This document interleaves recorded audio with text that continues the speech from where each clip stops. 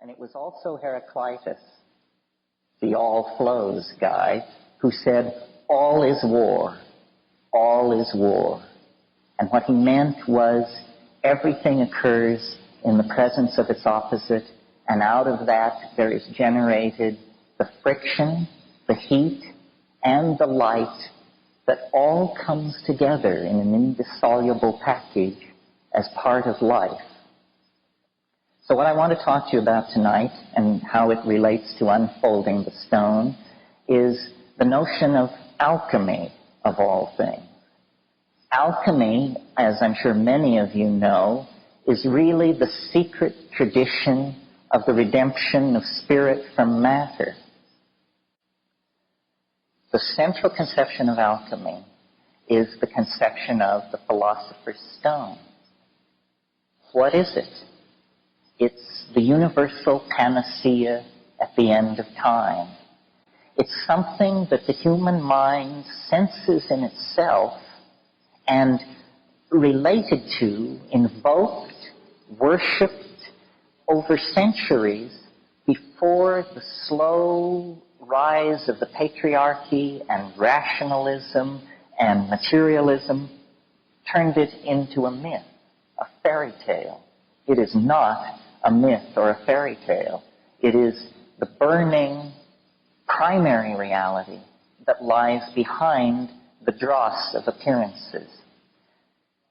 Alchemy is based on a philosophy called Hermeticism that was developed in the 1st and 2nd centuries by Gnostic thinkers, Greeks, Jews, people inside the Roman Empire as it was beginning to show the first signs of degradation and decay, who felt a profound disaffection with their world. A disaffection that, on the scale of those times, was as profound as our own existential disaffection. And the Hermetic philosophers drew back from the rise of Christianity with its doctrine of the fall of man and original sin and the stain of Adam and Eve and that whole thing, and took a different tack and made 2 points which I think we need to recover and live out for ourselves. And the first point was that man, which means men and women, human beings, are divine beings, not lower than the angels, higher than the angels. The message of the alchemical and Hermetic thinkers, and the Corpus Hermeticum actually uses the phrase, man is God's brother.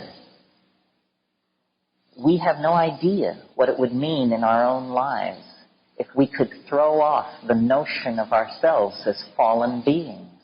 We are not fallen beings.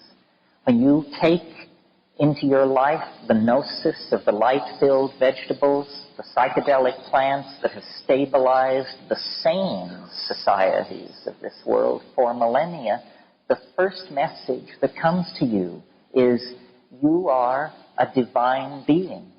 You matter. You count. You come from realms of unimaginable power and light, and you will return to those realms.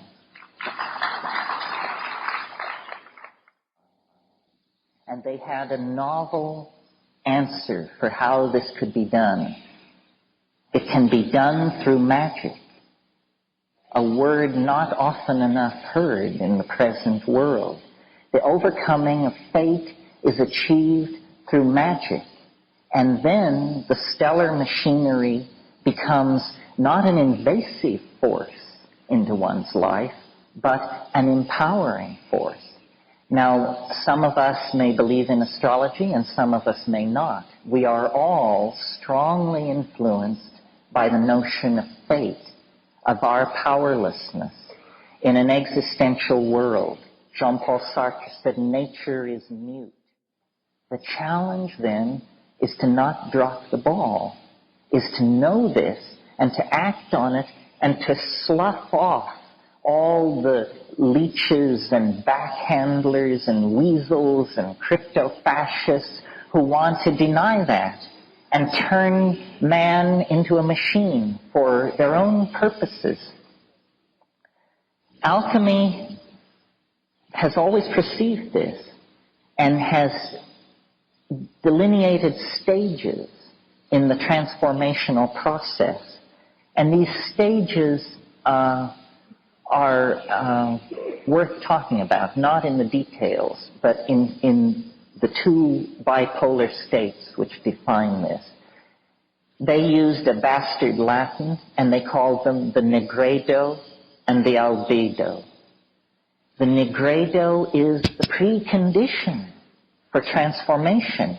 And what is it? It's shit. It's detritus. It's flotsam. It's debris. It's being HIV positive. It's being deep into your fourth marriage and sinking fast. It's bankruptcy. It's, serum hepatitis. It's the inevitable dark night of the soul that comes upon us. And these dark nights of the soul come upon all of us. Nobody gets through this world without a little dung raining down on them, believe me. So what do we do with that? Well, the answer is we welcome it. This is what the alchemists awaited. The nigredo, the prima materia, the dark matter, the chaos that is the precondition then for redemption. And God knows we've got lots of chaos right now. I mean, we have war, famine, revolution, millions of homeless people on the move. The nation state is dissolving. The relief agencies of the world can't keep up. The various secret societies, mafias, and cabals that have always tried to tie us into chains, they're all working overtime. We are in the nigredo condition. Hallelujah. This means,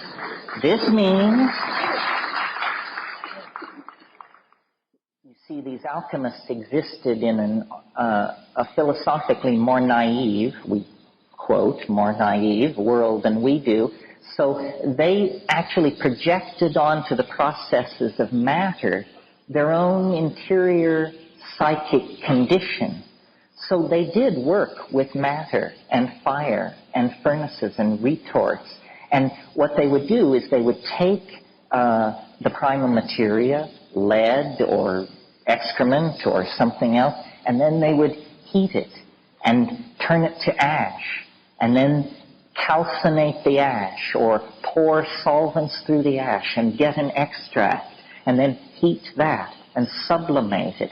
And out of this, almost as a footnote, came modern chemistry. But that was not the important side of it. The important side of it was that they were projecting mental states onto the swirling retorts of their laboratory. It was like a magical mirror for them. It was, in fact, dare we say the P word, it was psychedelic. What psychedelic means is getting your mind out in front of you by whatever means necessary so that you can relate to it as a thing in the world and then work upon it. So from the nigredo to the albedo, there were a series of these stages. This is why alchemy was so fascinating to the Jungian psychologists, because they saw that this work of redeeming spirit from matter is nothing more than the work of redeeming the self from the contaminated dross of the traumatized and damaged psyche that we each inherit from our passage through the parental shit pile. It's absolutely irrational to not be filled with the fire of consuming hope. You just have to overcome the leveling that we inherit from these empty existential scientific ideas. We are the last people. Beyond us lies the mystery. if we have but the courage to move forward into that abyss. But we are the privileged inheritors of that meaning, and we have then the privilege of putting it all together in one piece and standing ready at the end of history to go into the mystery and be completed. If you have the courage to do the things that are necessary to do, and we know what they are. And of course, the first thing to do is to tell society to fuck off, because they don't know what's going on.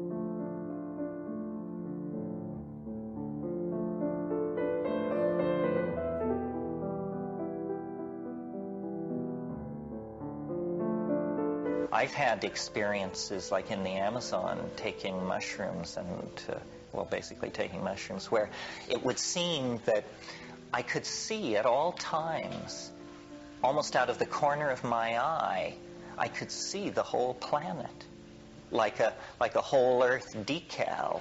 I was just always aware of it. I could see it in the upper right-hand corner of my vision. If I just glanced up, it would be there. Well, and boundaries dissolve. That's the thing. I mean, your boundaries are going to dissolve. You just might as well come to terms with that, because they're going to plant you. So why not experiment with it ahead of time, so that you have something that you can do with it, you know? And when you dissolve your boundary into the living world, then, you know, you become everybody. I always talk about, and I might as well again, what the hell, that short story by Jorge Luis Borges in Labyrinths called The Sect of the Phoenix. Do you know that story? It's a page and a half long, and it talks about how there is this sect, and it's always existed as far as anybody can tell. And these sectarians have been persecuted in every pogrom in history. And these sectarians have prosecuted every pogrom in history. They are not associated with any race, any place, any religion. They are associated with an act. And the act is trivial. It involves something orange. It can be done in doorways. One child may initiate another. At first, the adept find it ridiculous and never speak of it. They refer to it among themselves as the secret. Why have you come back so quickly after? Because we are facing an existential emergency, which demands that those of us who can act do so. And we are not going to step back. Because the situation continues to get worse, and that, yeah, we will not step back.